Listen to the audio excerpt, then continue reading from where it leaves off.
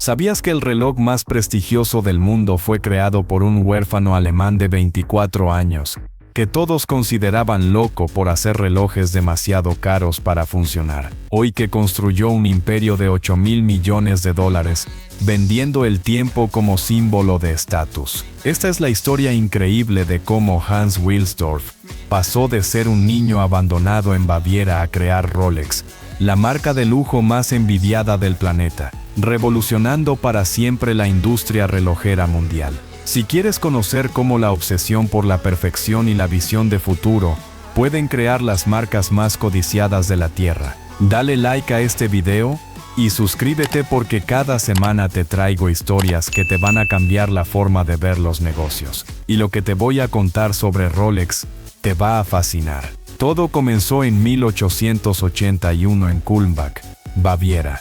Hans Wilsdorf nació en una familia de clase media que se desplomó cuando él tenía apenas 11 años. Sus padres murieron con diferencia de pocos meses, dejando a Hans y sus hermanos completamente huérfanos. Los niños fueron separados y enviados a diferentes orfanatos por toda Alemania. Hans fue enviado a un orfanato protestante brutal, donde los niños trabajaban 14 horas diarias en talleres de manufacturas. Aprendió disciplina férrea, precisión obsesiva y una lección que marcaría su vida: la excelencia es la única forma de sobrevivir.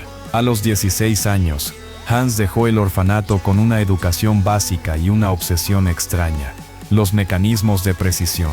Había pasado años reparando relojes viejos del orfanato y había desarrollado un talento natural para entender engranajes diminutos. En 1900, a los 19 años, Hans tomó la decisión que cambiaría su destino: emigrar a Londres para trabajar en la industria relojera. Londres era el centro mundial del comercio de relojes, pero Hans llegó sin dinero, sin contactos y hablando alemán con acento fuerte en una época donde los alemanes no eran bienvenidos en Inglaterra. Su primer trabajo fue como aprendiz en Wilsdorf & Davies, una pequeña importadora de relojes suizos. Ganaba 3 libras por semana organizando inventarios y limpiando relojes baratos. Pero Hans observó algo que ningún otro empleado había notado: los ingleses compraban relojes caros y elegantes, pero los relojes de bolsillo estaban volviéndose incómodos para la vida moderna.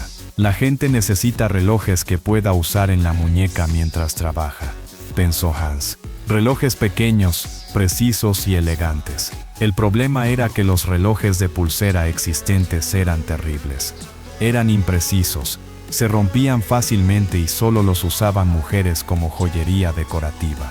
Hans tuvo una visión revolucionaria: crear relojes de pulsera tan precisos como los relojes de bolsillo, pero lo suficientemente elegantes para que los hombres los usaran con orgullo.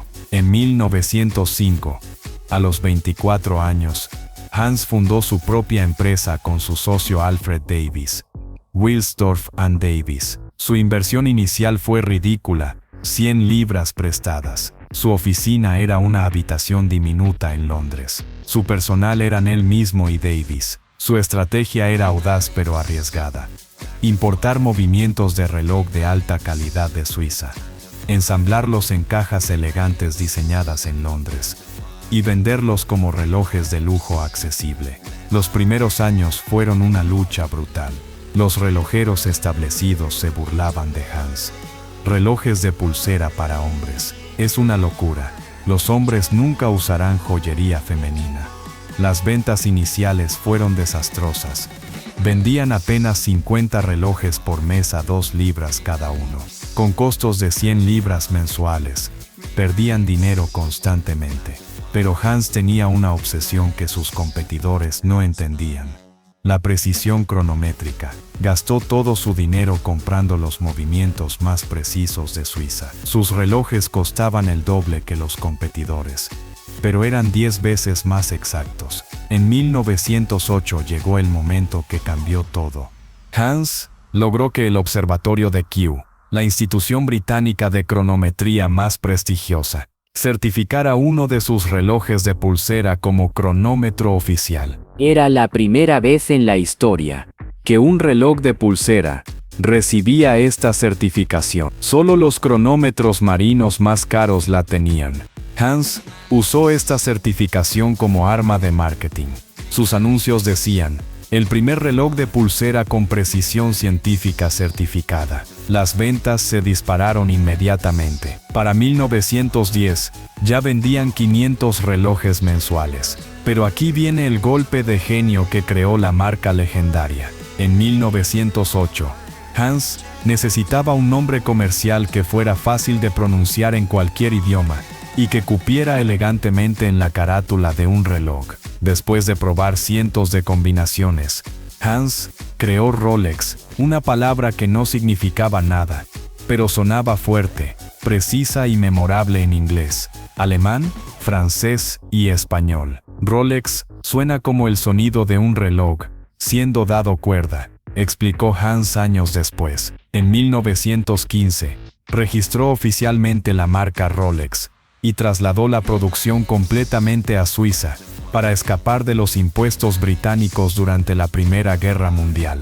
Durante la guerra, Hans tuvo la visión de marketing más brillante de su carrera: regalar relojes Rolex a oficiales del ejército británico que fueran prisioneros de guerra. Los oficiales podían quedarse con los relojes después de la guerra, a cambio de escribir testimoniales sobre su durabilidad en condiciones extremas. Cuando terminó la guerra, cientos de oficiales británicos promocionaban Rolex como el reloj que sobrevivió a la guerra.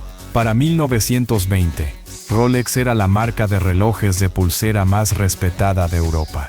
Pero Hans tenía ambiciones mucho más grandes.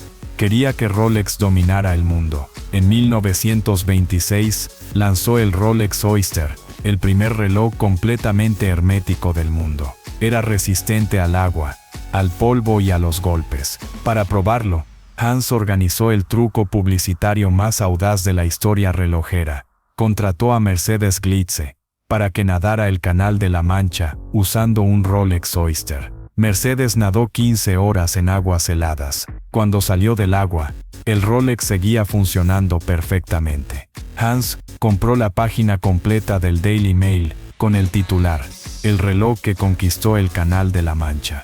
Las órdenes llegaron por miles. Rolex se convirtió en sinónimo de resistencia y prestigio.